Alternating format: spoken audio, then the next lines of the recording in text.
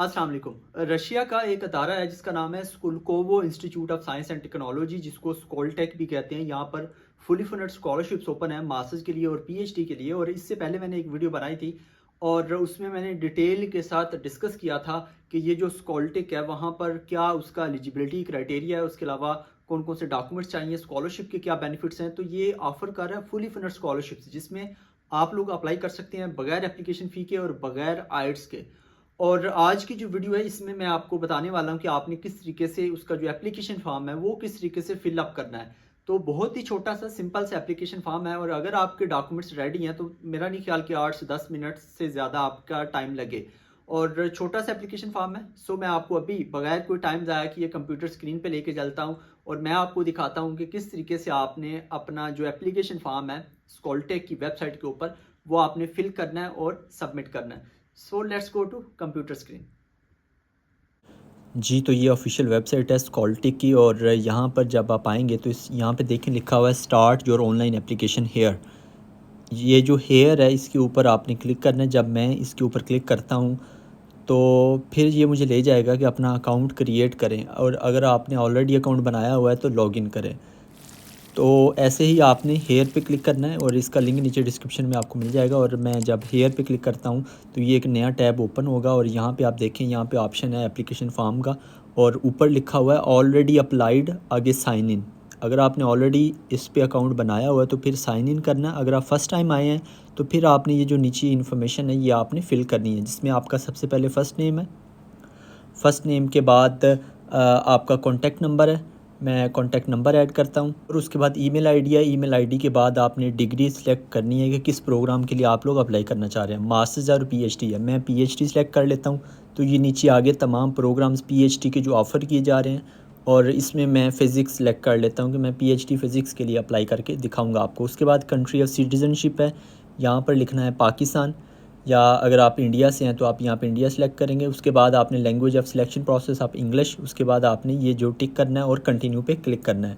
ये बेसिकली आपका अकाउंट जो है वो बन जाएगा, यानी कि आप साइन अप कर लेंगे। साइन अप के बाद आपको डायरेक्टली आपका लॉगिन भी ऑटोमेटिकली हो जाएगा। और ये देखिए मेरा लॉगिन हो चुका है मेरा अकाउंट। और इसमें जो इन्फॉर्मेशन रहती है उसमें सबसे पहले प्रोफाइल है। प्रोफाइल की आपने information first name last name, उसके अलावा जो वो है जेंडर है, उसके अलावा आपने अपनी पिक्चर भी अपलोड करनी है। ये मैं अपनी पिक्चर यहाँ पर अपलोड कर देता हूँ।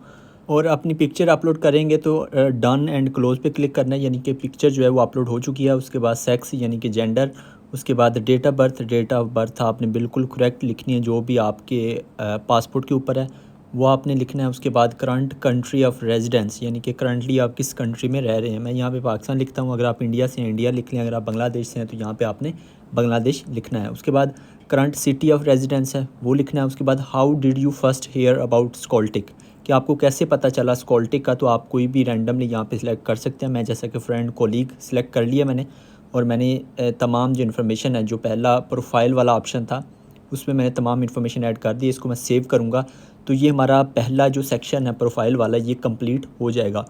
और अगर ये कंप्लीट हो जाएगा, ये देखें यहाँ पे ग्रीन हो चुका है। ग्रीन का मतलब ये है कि ये कंप्लीट हो गया और टिक भी लग गया साथ में।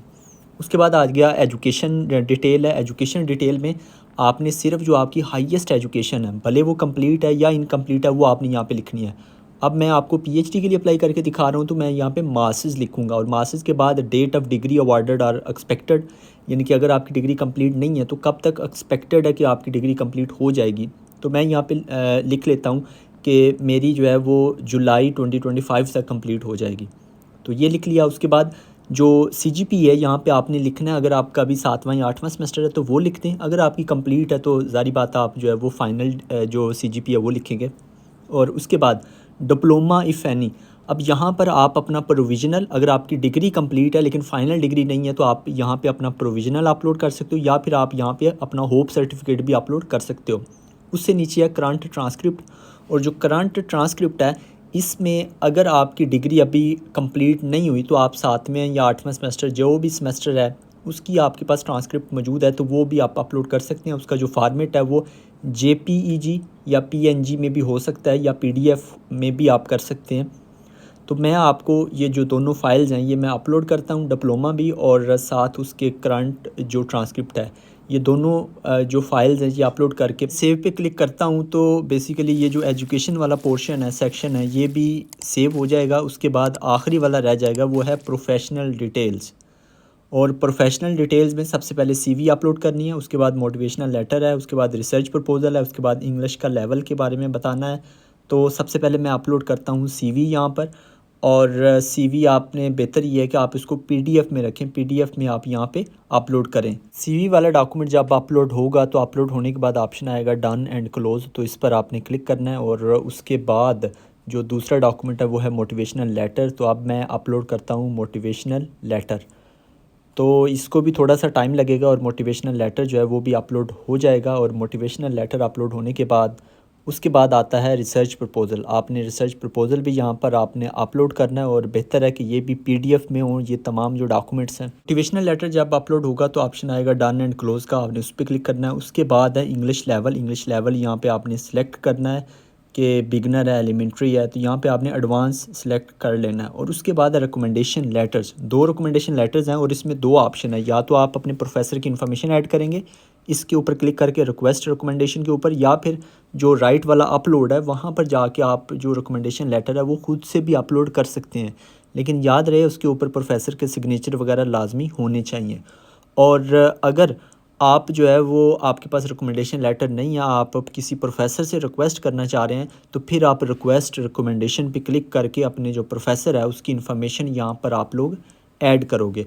और मैं आपको जो रिक्वेस्ट रिकमेंडेशन है वो उस पर मैं क्लिक करके मैं आपको दिखाता हूँ किस तरीके से आपने प्रोफेसर की इन्फॉर्मेशन ऐड करनी है। लेकिन बेहतर ये है कि आप खुद से अपलोड करें, क्योंकि आपके पास ऑलरेडी जो है कोई ना कोई रिकमेंडेशन लेटर होगा। अगर आप किसी प्रोफेसर से रिक्वेस्ट करना चाहते हैं तो उसमें सबसे पहले टाइटल आएगा। टाइटल में आपने उसका जो डेजिग्नेशन है वो लिखना है, या फिर डॉक्टर लिख लें यहाँ पर, या प्रोफेसर लिख लें। उसके बाद उसका फ़र्स्ट नेम, सेकंड नेम और उसका ईमेल।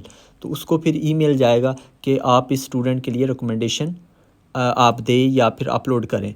और एक तो तरीका ये है, आप रिक्वेस्ट रिकमेंडेशन के ऊपर मैं क्लिक करता हूँ तो ये उस प्रोफेसर को ईमेल चला जाएगा।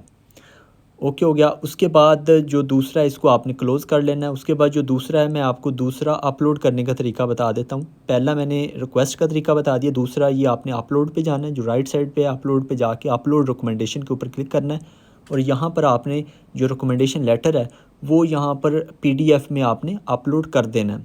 सो ये आप पर 2 ऑप्शन है, लेकिन बेहतर ये है कि आप दूसरे वाला जिस तरह मैंने यहाँ पे अपलोड किया ऐसे ही आप पहले वाला भी अपलोड कर लें, तो वो ज़्यादा बेहतर है। उसकी वजह ये है कि जो प्रोफेसर्स हैं वो बाज़-औक़ात रिस्पॉन्ड नहीं करते और जब तक वो अपलोड नहीं करेंगे तब तक आपकी एप्लीकेशन सबमिट नहीं होगी। इसलिए बेहतर ये है कि आप खुद से रिकमेंडेशन लेटर जो है वो यहाँ पे आप लोग अपलोड कर दो।